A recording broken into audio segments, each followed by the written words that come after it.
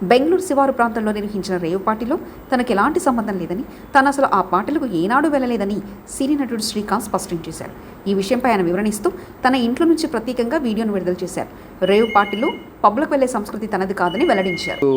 రావడం జరిగింది. నేను కూడా వీడియో క్లిప్ చూశాను. మన మీడియా మిత్రులు చాలామంది నన్ను అడిగి క్లారిఫై చేసుకున్నారు. వాళ్ళ దాంట్లో రాలేదు నాకు తెలిసి.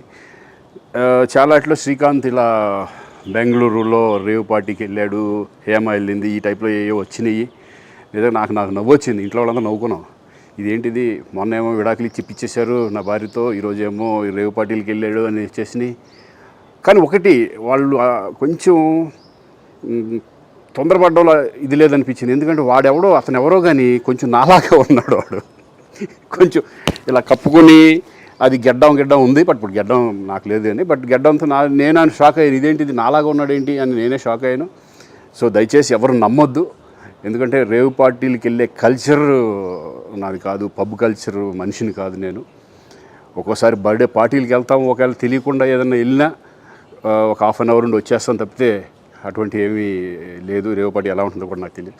సో దయచేసి ఎవ్వరూ ఈ విషయాన్ని నమ్మొద్దు. హ్యాపీగా నేను హైదరాబాద్లో ఉన్నాను, మా ఇంట్లోనే. ఇప్పుడు మా ఇంట్లో నుంచే నేను ఇది చేస్తున్నాను.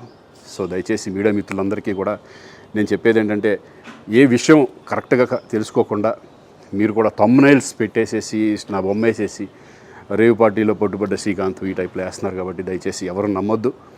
అది అతను అలాగా ఉన్నాడు అనే ఒక విషయంలో మీరు పొరపాటు పడి ఉంటారని నేను అనుకుంటున్నాను. దయచేసి అది నేను కాదు. Thank you. ఇటువంటివన్నీ కూడా నిజంగా కొంతమంది వాళ్ళందరికీ నిజంగా థ్యాంక్స్ చెప్పుకుంటున్నాను నేను.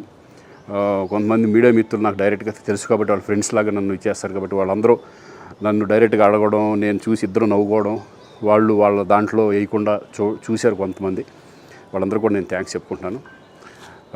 దయచేసి ఇవన్నీ నమ్మొద్దు.